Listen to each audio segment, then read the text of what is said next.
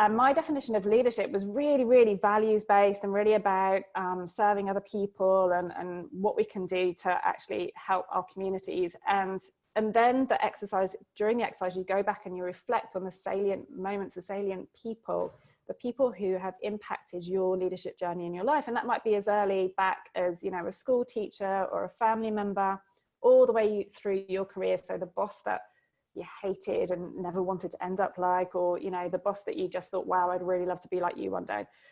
And what I realized was all those experiences that I'd been fortunate to have been part of, where people were very purpose and values driven in my leadership timeline, had then helped to craft my idea, my definition of leadership. Many people haven't had that opportunity or taken that time to really reflect on their leadership journey, and also to have that conversation and think through how to align themselves with their values. So it's something that some of us kind of intrinsically know, but unless you've actually been through that kind of work, you wouldn't necessarily have written it down or put it into words or kind of found a way of communicating that to other people. And so that's some of what I do now. So I've used that exercise many, many times, but obviously within that as well, then you're also constantly reflecting and revisiting your own leadership journey too. And so there's definitely a few salient moments. And, you know, you talked about my sort of pivoting career. There's definitely moments where that's really pivoted for me. And so when I looked back at my sort of leadership development, how pivotal that would have been actually as a woman, a young girl, to be given that kind of responsibility at a young age. And I think it's so important that we think about that, even, you know, back when, you know, we're in school, about making sure that as many kids as possible get given those opportunities. And especially those people who wouldn't necessarily naturally consider themselves as somebody who has the potential to be a leader, because I think, you know, having those early experiences and building that confidence is really, really important. You know, women will quite often take a seat at the side of the room. You know, they won't go and sit next to all the leaders on the table. And I know lots of people have written about this. I think Sheryl Sandberg, you know, famously has written about this. But I always encourage, you know, and it's so important for us to encourage younger people to take that seat. You know, don't feel that you're, you know, not part of that group. You know, if you've earned a seat at the table, you always take your seat at the table, because there's so much you can learn just by listening and observing how other people interact, whether that's things that we want to mirror and we want to operate like that ourselves, or, you know, sometimes and more frequently, sometimes things that actually we don't want to do and ways that we don't want to operate, and it helps us to form our own leadership practice. So it's really interesting with coaching, because primarily you are focusing on supporting that person in terms of their own particular context, their own goals, but obviously you bring to that your wealth of experience. So being able to share with them examples of other leadership contexts, I think, is really interesting for people. So somebody who works in a big corporate may not necessarily have had access to potentially some of the public sector leadership that I've had access to. Somebody who's an MBA student may be sort of at the start of their leadership journey, so they haven't had that wealth of experience. So I think bringing in those examples are really, really useful. But the reflective practice, I think, is what I encourage coaching clients and students to do. And that is something that I think we should all embed into our leadership practice, because so many people don't take the time to reflect properly on their experiences. So using something like a critical reflection kind of process, where you kind of think about something that's happened during that week, or somebody that you've worked with. Maybe it's a TED talk that you watched and you were really blown away by that person's approach.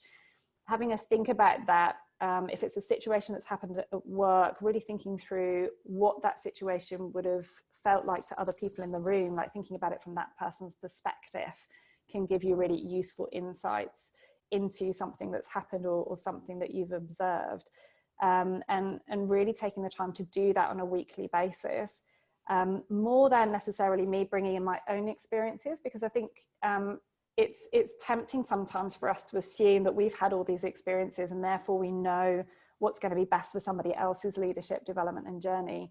But more sometimes it's about using the experiences that I've had to then be able to tease out more about that other person's experience and help them work through where they need to be. And so we were looking at how you build community in the classroom, and it's really interesting, I think, to take that kind of action research approach and to bring all of your practical work experience to a topic. So the way that I tend to conduct the research is I really want to come out with some practical outcomes and advice for people, so some things that can actually help them do their work better. And so I think from a leadership perspective, there's obviously a role in, you know, the social sciences and you know, lots of different disciplines and academic research that help to inform the community leadership space. The way that I've been working with that is I've been looking to bring together social science, community development research with psychology, sociology, and behavioral economics, and looking across all of those different areas, because traditionally we've looked at community in terms of that community sector development. And I think we need to start looking at community in a much broader way and start thinking about our own individual personal networks and communities, our, you know, professions, our, you know, professional communities, how we go about building that to really have impact, how workplaces are communities, how businesses respond to their communities as well. So I'm, you know, a big supporter of this concept of shared value and thinking about conscious capitalism, and how organizations can really benefit the communities. It can be a mechanism that creates shared value.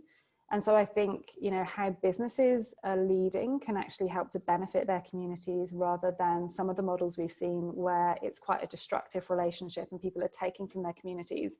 There are some models which actually promote growth for everybody and shared value for everybody. And then also kind of in education, looking at how we develop communities. Leadership is a process, it's something that we do. It's not necessarily something that's attributed to somebody in a position. So we all can inhibit leadership. It's something that should be shared and distributed amongst a group of people. So somebody who has resources and privilege and skills should be looking at how they can enable other people to enact their leadership as well. So how we can listen better to our communities, and how we can empower people to really have their own sense of agency and ownership in their community.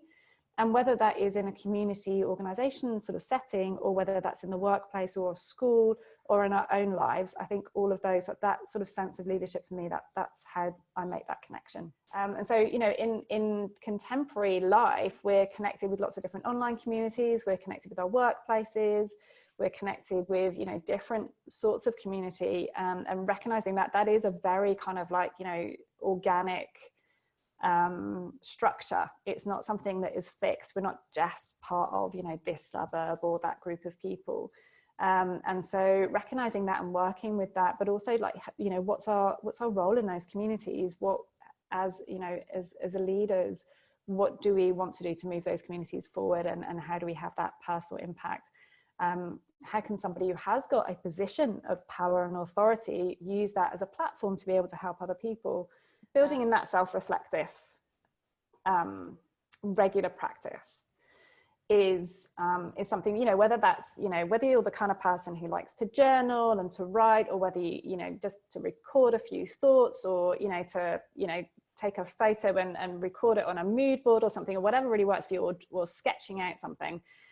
Some kind of reflective process that enables you to set aside some time in your working week to reflect on those leadership learning salient moments, I think is really important, and will provide you with a really great basis for you to continue to develop as leaders. And we're all, you know, we should all regard leadership development as a lifelong learning process.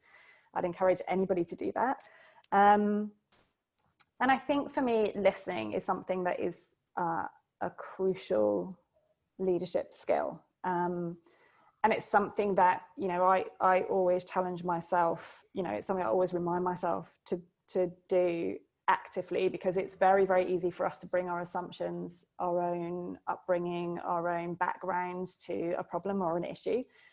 And it's incredibly important for us to continue practice to put those assumptions aside and to really listen to the people who are talking to us, the people that need our help, the people that are asking for our guidance, to really listen to what their concerns, feelings, issues are, so that we can then develop something to help support them, you know, progress in whatever issue that might be. So whether that's, you know, from my perspective, whether I'm working with an organization, really sort of, you know, making sure that I'm not making assumptions about what the problems or the issues are, like really, you know, finding mechanisms to work out what the issues actually are that need to be tackled. Whether I'm coaching an individual, really listening to what they're saying and being able to explore their issues rather than assuming I know how to fix their problems. And I think, you know, as leaders, we quite often, you know, especially when you become more experienced, it's quite easy to jump to a conclusion in decision making, in everyday decision making, or in complex decision making. So finding a way to develop those listening skills, I think, is really important. And sometimes for organizations to formally put in place those mechanisms where you can get feedback from, you know, your communities, your customers, your staff, your peers, you know, that's super important too. And I think, you know, we've talked about a lot about values, and values, it's something that I think, you know, if you're a very values driven person, you can assume that that's something that comes easily to people. And often it's not necessarily a conversation that some people are comfortable having. You know, the environment that you work in may not be one that is values based. And so how you go about being a values driven leader in an environment maybe that doesn't support that, I think can be really, really challenging. So it's not necessarily something that's easy to achieve, but I think it is something that's so key to the future of responsible, ethical leadership. And I think, you know, as much as we can support everybody in how we go about doing that, so really kind of doing those things that you need to do to be able to, as you were saying, you know, having those conversations where you consistently remind people of what your values are, you talk about your values, you work that into everyday conversation. You say to people, you know, and call people out when something is happening that potentially is not in congruence with those values. To be able to have those conversations, I think is really important. And you know, ultimately that's the way that we're going to progress some of the issues that we were talking about in terms of diversity and inclusion, is about having those, you know, difficult conversations and calling out those values.